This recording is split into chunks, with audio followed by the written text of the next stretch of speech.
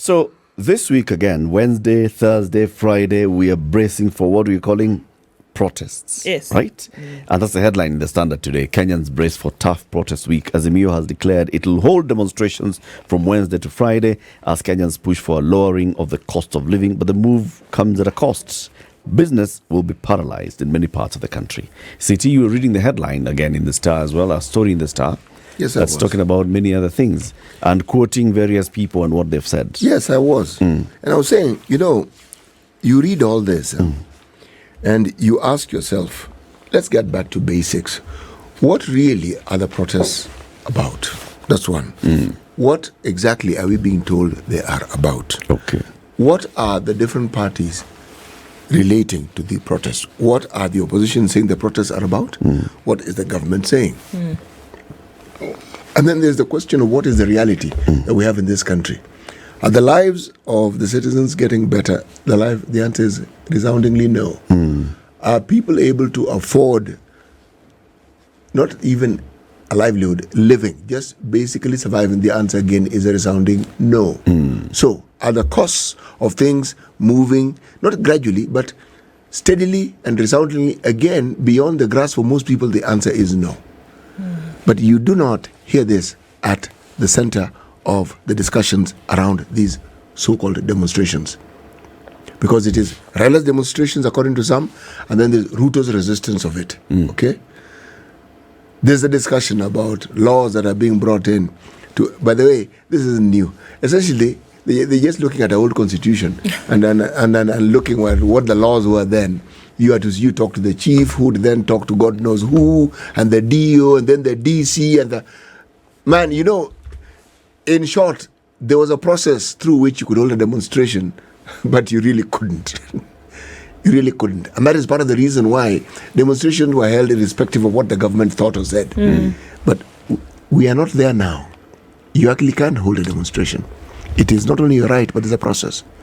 But in all these things, if the individual who is the Kenyan who is at the highest risk of dying because they can't eat is not at the center of this discussion, then these things are actually futile, as are the discussions around it.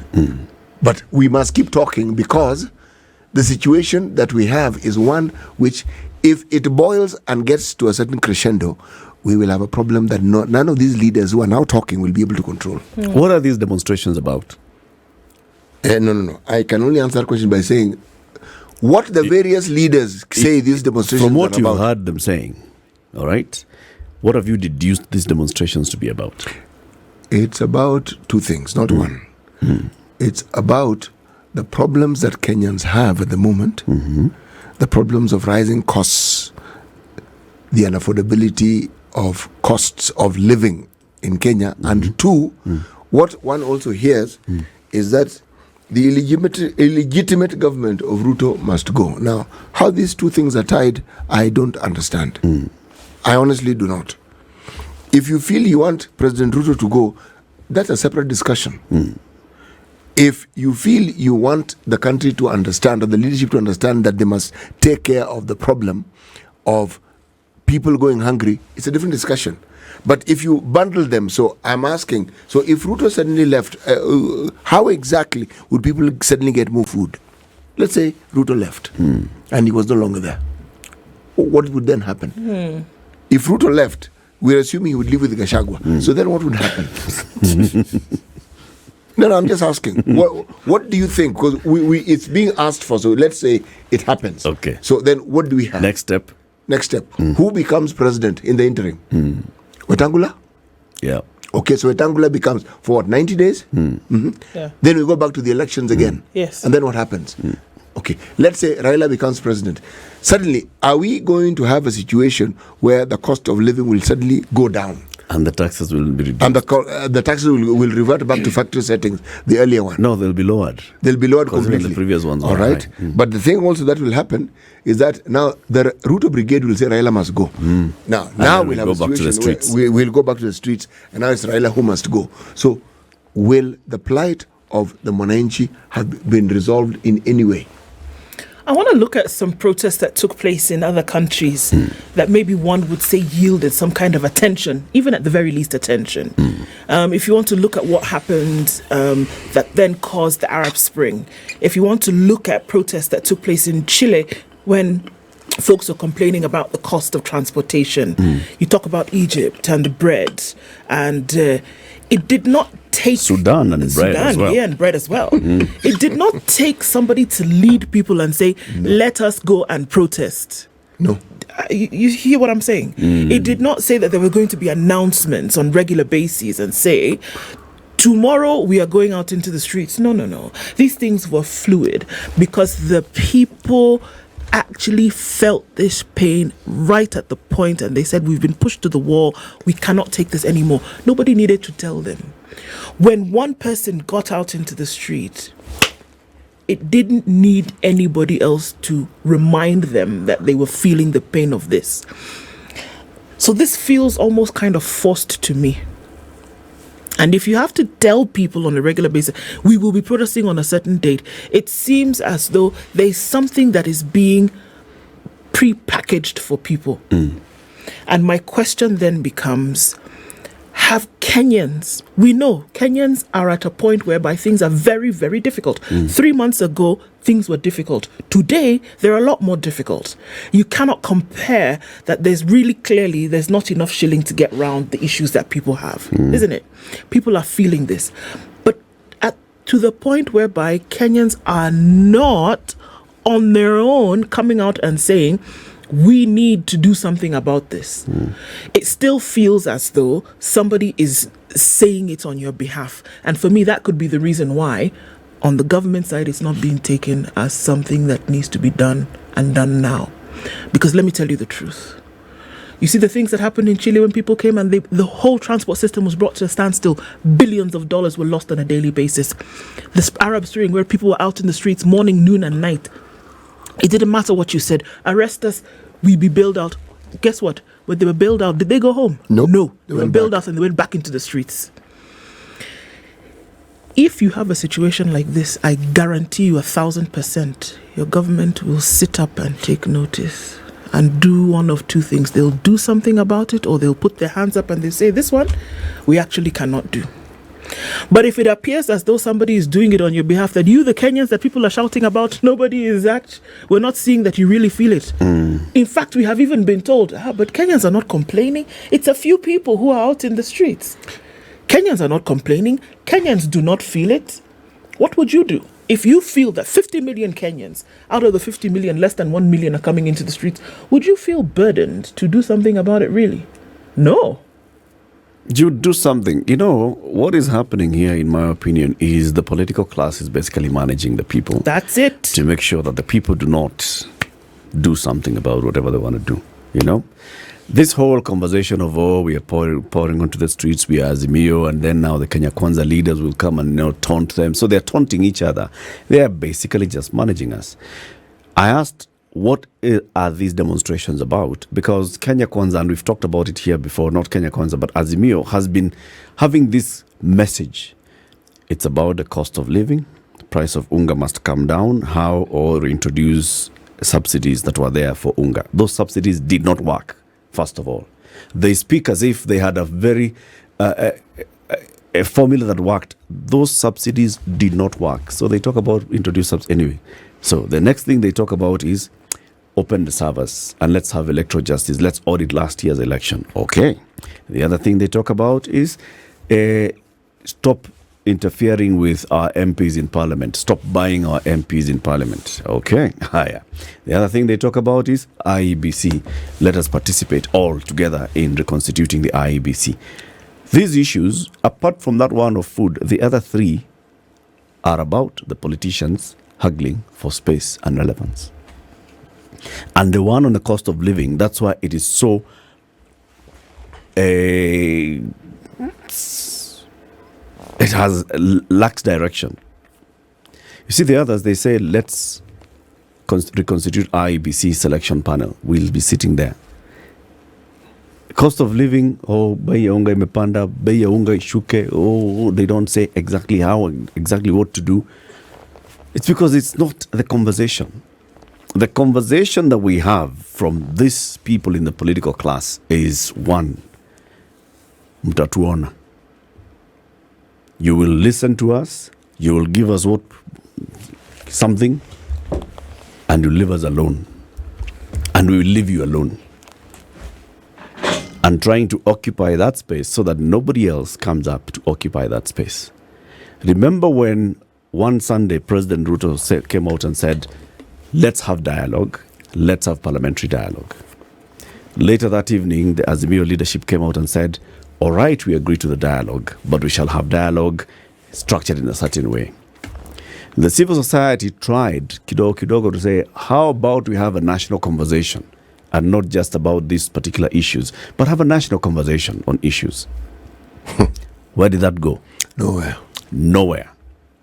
It was brought back into yeah, we shall have it as parliamentary, and then we shall have a technical team that will assist the parliamentary team because the politicians wanted to retain this conversation, it being about them.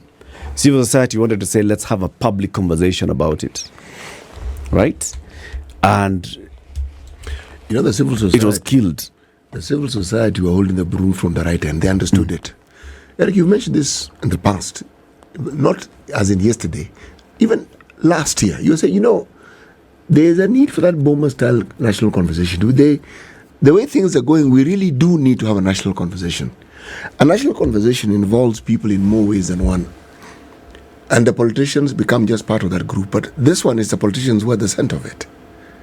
Now, the unfortunate thing is one doesn't, let me speak for myself. I do not trust politicians. I do not trust their intentions. I do not trust the things they say. I do not trust. More so when they say that what they're doing is in the interest of the people. That I absolutely do not trust. Because I have very little evidence to support that particular view. I hear it, but there's very little evidence. There is no one who's making people hungry. They are already hungry. But the things that can be controlled by the politicians, like the cost of living, we are seeing how that is being handled. This is a recipe for disaster. You do not need to be very bright to understand this. So, are we to wait until people reach the end of their tether? Are we? And if we're to go by the countries that you've mentioned, when people reach the end of the tether, I go back to Egypt. The police were overwhelmed. You don't want people to reach the end of their tether. No, you don't. Because Egypt, unfortunately, 1977, people do. right? Yes. Yeah. Sudan, 21? Yes. Sri Lanka, Yes. 2022. 2022. Yes. What happened? Lebanon, just a few years earlier. Yeah, what happened? In Sri Lanka, it wasn't about, yes, we know Rajapaksa and his family are the problem. But did people go to parliament? No, they went to the palace. They went to both. Yes. They went to parliament. They invaded the prime minister's house. They went to seek out the president. They knew it's all of you band of leaders. Get out. All of you. Lebanon, it was the same thing. All of you Banan. Out. Get out. Azimio Kenya Kwanza know this. And that's why they are playing this game. My theory, conspiracy theory, is these two guys understand exactly what they're doing. They're managing the public. This whole demonstration story now, next week, wait. Next week we'll do it Wednesday, Thursday, Friday. This week. Yeah, that's what they were saying last week. Then we'll tell you what happens next. Then we'll collect 10 million signatures. No, we'll make it 15 million signatures. Okay, it's okay. We'll tell you then what happens after the signatures. Why do you make it 20? And then now next week, once we see what happens this week, then we'll see whether to do it for one day next week. It's all management of people. It's all management of the people. And it's unfortunate that this is what they are leading us to do. Because at the end of the day, people are dying. The mother and father whose son had come home for school fees. It's because they did not have money to actually pay the school fees in the first place That he came that home. this kid was sent home. Yes. Okay? He was sent home, he came home, and on that day there was a demonstration. He was like, wacha nikaona demonstration. He was shot, he died. They didn't have money to keep this kid in school in the first place. If they did, the boy would not have gone home and he would not He have been wouldn't. shot. See, now this is the thing. That There was a prevailing- 15-year-old kid again who was killed in Emali. 15-year-old child killed in Emali on a weekday because he was closing his father's shop or his mother's shop. Shot again. This kid should have been in school. Why was he not in school? These are the issues. But none of them are talking about the fact that people are not able to send their children to school. Now it's all grandstanding, mutakipata, mutakijua. Unaongea ati hapa kama ex, former what, former nini. That's what Kithure Kindiki is saying. The other side are saying you will see fire. People are going to talk to you and you're going to understand. It is using the people to send your own message. Be truthful. You know, the tragedy of the lost lives is completely lost in this conversation. Yeah. In fact, it doesn't feature. Beyond being reported, it moved from 7, it's now 10. Okay? Nothing. 10 lives. I asked this question the other day. How do you quantify 10 lives? We've quantified the 700 million. We've quantified some 3 billion lost. We've quantified them. How do we quantify these lives? And everything that was quantified can be restored. These lives are gone. There is no replacement. There is no substitute. It's done, gone. How do you substitute those who've lost their loved ones? How do you substitute their grief? How do they understand what it is that their loved ones died for? And is this not the story of our lives here? People die, and these matters are never resolved. That's it. They just become collateral damage. They die. So now, when people die because they are shot, and they didn't shoot themselves, and they were shot by the very people who are supposed to protect them, what really are you telling us about the state of our nation? And what are we saying about the state of those in leadership? And what are we saying about the state of those who are in the opposition? If the state isn't doing anything, should the opposition not speak about these lives more than anybody else? How do you demonstrate you're concerned about people when an opportunity arises, when the very people you say you stand for are being killed, and you say barely a statement is made and that's it? And then you're back to telling us about how we should demonstrate for these things. And lives have been lost. Lives. People who were alive on that day lost their lives on that day.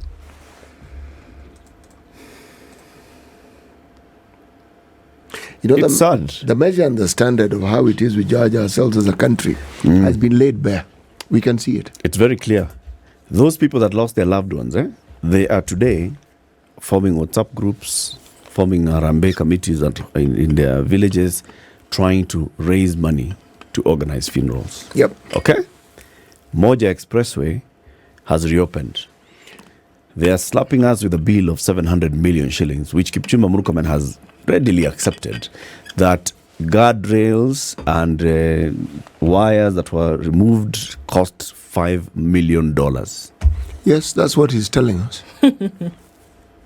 Because of removing guardrails and that chicken mesh thing on the road. Yes. That's And $5 some million, wires, because the street lights posts are still there. Intact. It's just the wires that were, those wires, because those ones were demolished. And those flower pots. And the it's not flower the whole pots. expressway. Or Yeah. it's No, that no, part. no, It's Yes, just that's about it. 4 That kilometers part, or yeah. 5 kilometers. Yes. That will cost us $5 million. And the government has accepted, No problem. yeah, We'll no fix problem. it. We'll pay. $5 million.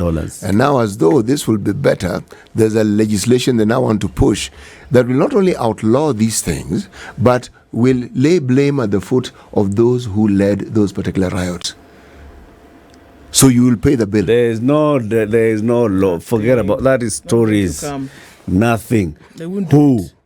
If there's anybody who's responsible right now, they'd have arrested them. Not for slapping them with a bill, but for breaking the law. There's nothing like those are stories. As I'm telling you, this political class, we are the ones whose taxes are going to pay Moja Expressway Yeah. 700 million shillings. And We are the ones who are going to form WhatsApp groups to bury our neighbors and our children. Let me remind When you they guys, die in a demonstration. Please allow me to remind you of something. If you want to understand the state of a nation, forget about all these things that politicians say on a daily basis. If you want to ask yourself, truly, where does the nation lie today? Look at the state of the person who is unable to feed themselves, unable to treat themselves, unable to educate themselves on a daily basis. That is what Kenya looks like. That is what Kenya looks like. That's the true picture. Look at your systems. That's the true picture. So all these things people are saying up and down, jumping about, saying come and demonstrate. Others are saying we'll beat you if you do. That's just a smoke screen for you to be, for your attention to be taken away from the true picture of things. Kenyans are not mad to say that actually this thing is biting us. Look at the numbers. We're being told, we read these headlines here every day. The rate of default in banks today, where people are not able to pay their loans. People are not able to pay their loans. People cannot send their children to school. Just like you said, why did that boy die? He came home because the parents could not afford school fees. That's why he was at home. How many issues do we need to talk about? Look at the education system. Presidential Working Party has been working all over the place, telling us all these lofty ideas about an education system that is sick. It's on its knees. The health system, they cry to us every day. Doctors are making noise, jumping up and down. Didn't I tell you? Saudi Arabia said they can take nurses. On Friday, do you know what that number was? People want to get out. Why? They announced it on Thursday. By Friday, how many people already asking questions? Ask yourself what's really going on. But you hear the top layer of this conversation. People don't want to deal with the issues, and people want to be in a position where they can control once again the people. People in government are saying things. In the news, we just had a set of playing a clip of the Interior CS Kithure Kindiki, saying there are people who are fanning unrest in the country, and this cannot be tolerated by the government. And they're saying, no. People are dying. We cannot allow more people to die. And then we have seen tweets by the Honorable Cabinet Secretary for Industry, Trade and Investment, Trade and Industry, the Honorable Moses Kuria, and the things that he says, touching on very dicey lines in what he says on his tweets. Other leaders also saying the same kind of thing. And you wonder, okay, so when did this conversation move from what was billed as the conversation, which is the people of Kenya and their need, to this political conversation? Last week, there was also another message. Senator Edwin Sifuna had appeared on morning TV at Citizen, and he said Kenya Kwanza cannot order the arrest of Raila. He said from next week, we're going to have 3 days of demos straight until President Ruto listens to Kenyans. And this was tweeted by Citizen TV. And then Professor Willie Mutunga, who's the Chief Justice Emeritus, said, who are Kenyans in this context? This intra-elite struggle should not be in the name of Kenyans. Get the handshake and your nusumkate so that dictatorship of the elite is united, so that people's demonstrations against this class of looters make sense. He's basically saying, you two groups, the language that you're speaking is the same language, all right? And stop mixing us here. He's telling us that you are doing it for Kenyans.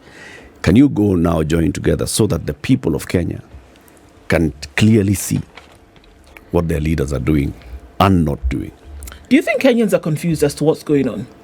No. Do you think Kenyans are splitting the issues? And I think it would be very interesting to hear. But do you think Kenyans are splitting the issues here as they are being split by both sides? Because there are two sides. We can't run away from that. There's the government side who says, look, we're doing everything that we're supposed to be doing, and it's going to take some time to sort out. And in the name of demonstrations, this cannot go on. That's clear from that side. The opposition, as it were, is saying, look, Kenyans are crying and they're saying that the cost of living has gone through the roof. Something needs to be done about it. Number 2, you as a government are illegitimate. Number 3, we need to be talking about electoral reforms, etc., etc. Do you think Kenyans are settled on those two and are saying, okay, well, let's look from left to right and then see who's going to budge? Or are Kenyans concerned with the things that directly concern them, for which they have a clear understanding that government is supposed to be making an environment conducive enough so that those concerns are met? Are Kenyans identifying with both of these sides, whatever side it is that you are on politically?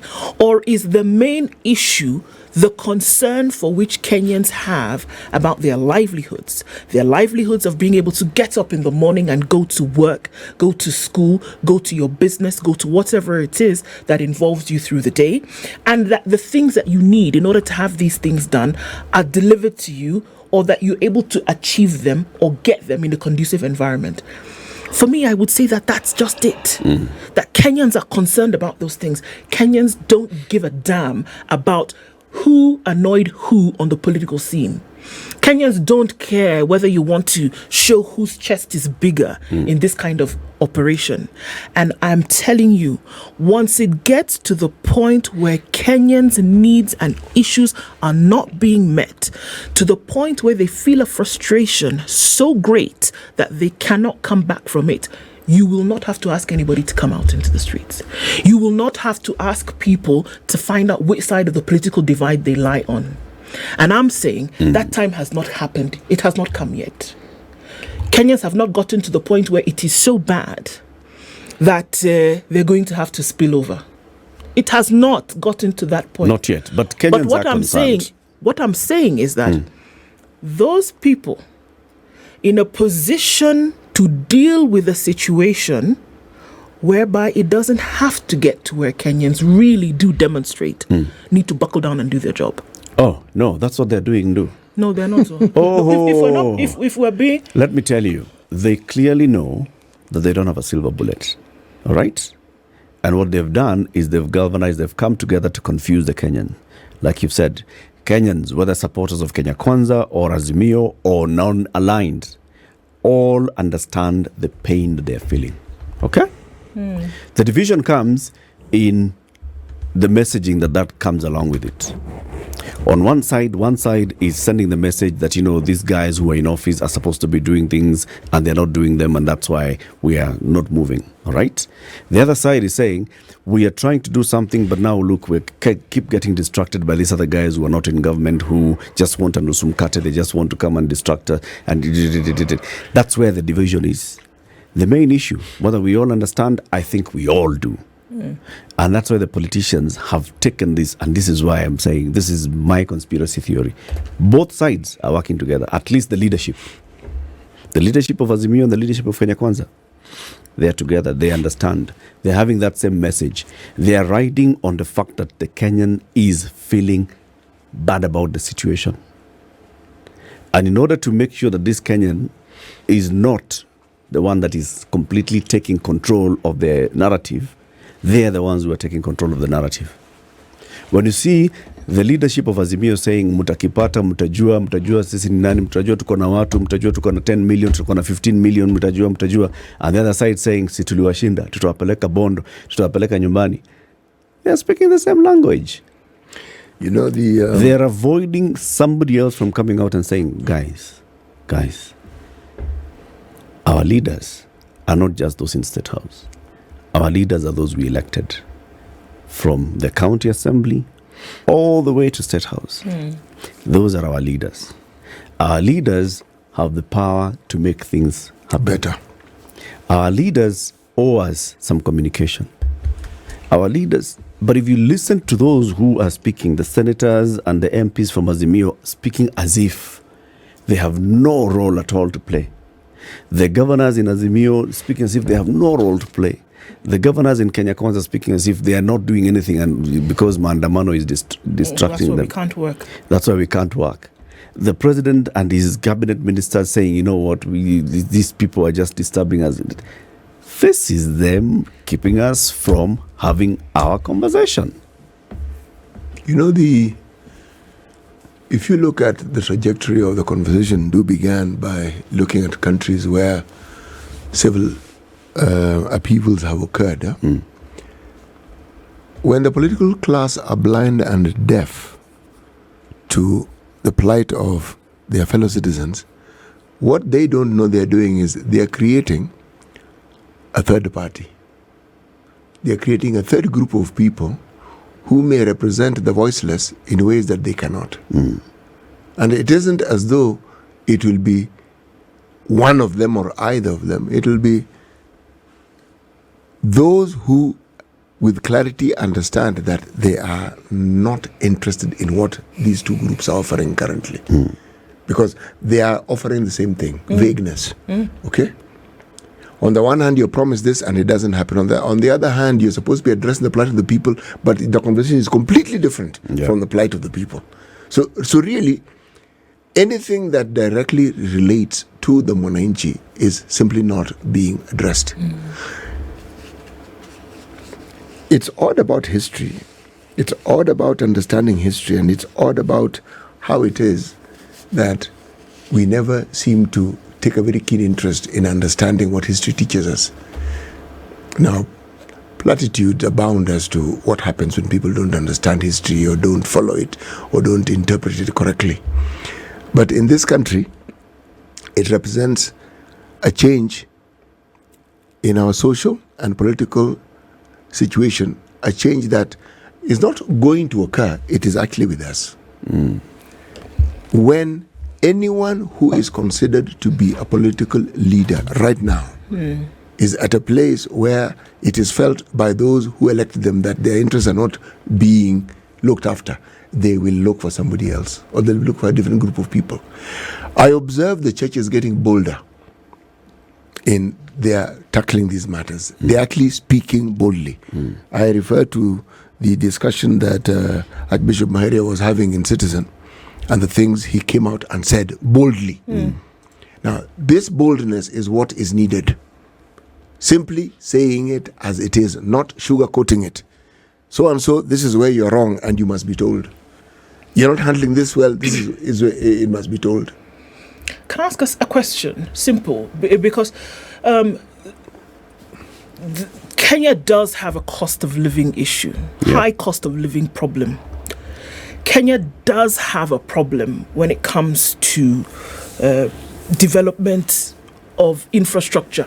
Let's call it that. Because people complain about, lack of roads. People complain about education systems. People complain about health, not being able to access it, right? Those problems are in Kenya today. Kenya is not the first one to have had these issues. There are countries whereby these issues have been present and then they have dealt with them in one way or another. There are also countries where this problem has been felt and they have not dealt with them. And so then we have the examples which you gave, and we saw Egypt, Sri Lanka, and we saw the things that happened in those countries. So two things. It is possible to deal with these matters. It is possible to lay certain things aside. In this country, we've seen where things have been laid aside to make sure that the country, in terms of its development index, at least settled, and that you have certain progressions that you make economically. You can do it. We keep giving the example of Kibaki and how he did it. It's possible to have those things done.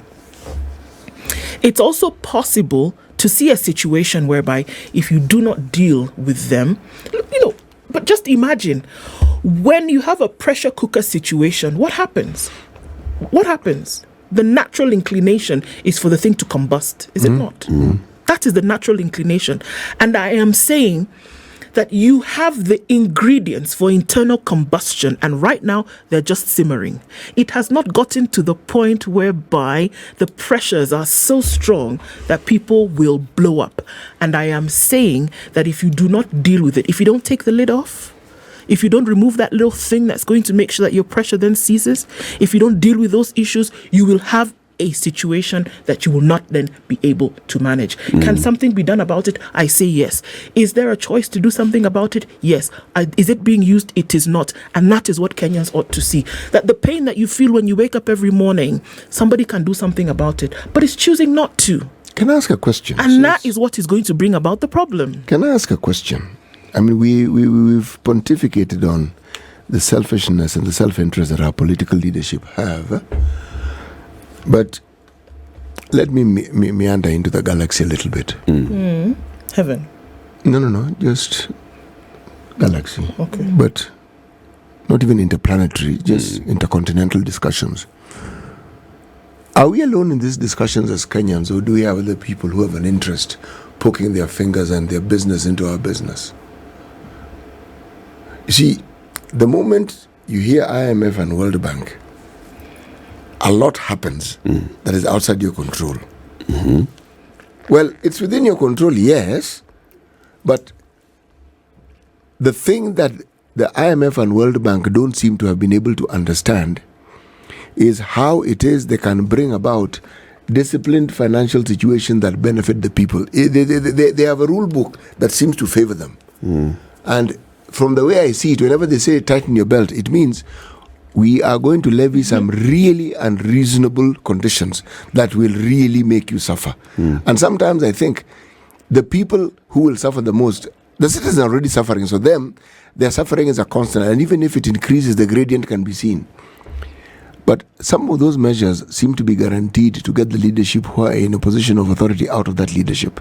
Because if you implement them as stated, you will be more unpopular than you thought was reasonably possible. If it is indeed the World Bank or IMF who are saying raise taxes, remove subsidies, and do all these things, because in Egypt that was it really. This story of remove subsidies, that's what came in, and the subsidies were removed. The government decided World Bank and IMF can do their thing. These subsidies are going back. We are not removing them because the removal. So when our leaders listen and determine to follow the dictates of these lending bodies, whom somehow they seem attracted to, and whom they seem addicted to, keep going to borrow, the news just keeps getting tighter and tighter and tighter. Do they see that their tenure is going to become more and more unpopular?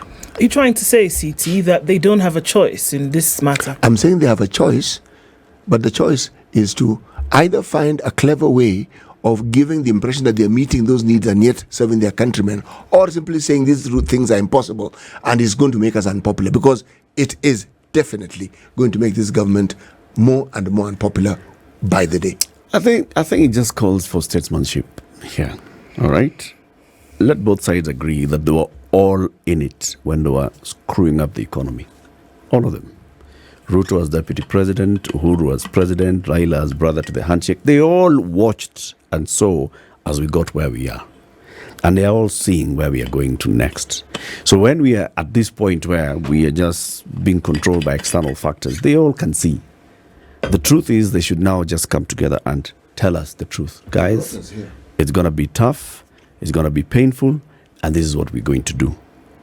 But no, what the political leaders are doing is they are, you see that analogy you've given of the pressure cooker? The pressure cooker has that normal nozzle that's there. The breather. The little breather. That's what this whole mandamano thing is all about. The breather. It's creating a breather so that the pressure does not continue to build and so that people don't start asking the questions the right way. Because if you remove all these things, would start asking the questions. Okay, so this is what the Kenya Kwanza manifesto is all about. Where are we on this? Tick, Number not two. tick. Number two, tick, not tick. So you guys are in Azimio. You're in Parliament. What questions are you asking in Parliament? Is this what you're Are asking? they aligned to this? Are they aligned to this? Are you pushing against this? Are you pushing back on this? If you do not want this, what alternative are you pushing for and how are you pushing for it? We'd all be looking at leaders and what they're doing. But no. That's why we have this small breather of every 5 days, every so often. We shout and make noise in the street. Well, it takes your focus to that and away from everything else. Yes. When is the last time that President Ruto stood in on a podium and talked about development agenda properly without bringing in Uyumze? Or without bringing in the Hustler Fund and how it's helping solve all our problems? Even that Hustler Fund, when's the last time that you actually had proper accountability for what the Hustler Fund has done so far? Because by now I would be having a conversation. So 6 months since the introduction of Hustler Fund, this is the impact. This is where we are. We're encouraging everybody to get into the Hustler Fund. In fact, the pressure would now be building on members of parliament to increase the allocation to the Hustler Fund because it's really working so well. But no, we are not having that conversation. No, we're not having a conversation about how much is being spent by government in excess of what they were supposed to have spent. We are not having a conversation about what members of parliament, Parliamentary Service Commission and the others are spending on unnecessary meetings and travel and everything else. We are not having a conversation on the excesses and the largesse of this government and political elite. All of them. All, executive, judiciary, legislature, and how much they are spending unnecessarily and then taxing us for it. We are not having those conversations. We are talking about tutawakanyaga, tutawavuruga, mutakiona, tutawafunga. Yes. It's all a conversation of who is going to give the other the gift of sight at the appropriate time. Mtaona. It is, like you said, Ndu, when the pressure really builds, when people decide to andamana, you wouldn't have to ask. There will be no question. You will know. About people's mandamano. You will know. These are the mandamanos. This is political management of a people by the political elite. All of them joining together. And those of us that die, well, yeah. I mean, that adds into the oomph of everything else. Nobody needs to tell you when you're hungry, my friend. Nobody needs to remind you, oh, CT, today you're hungry, oh. Come outside and start shouting. No. You will come out. Or if things are too thick, hey, CT, the pressure in there is too much. Come out before you get burned. No. You will come out. This is the Situation Room. The only way to start your day.